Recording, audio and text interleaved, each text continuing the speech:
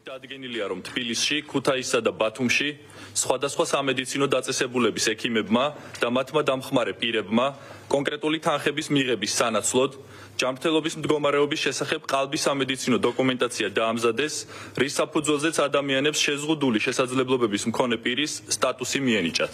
სამივე შემთხვევაში ქმედება მიმართული იყო სოციალური მომსახურების სააგენტოში ყალბი ცნობების წარდგენითა და შესაბამისად შშმ პირის სტატუსის მინიჭებით სახელმწიფოს მხრიდან დაწესებული საპენსიო და სხვა შეღავათების მიღებისაკენ.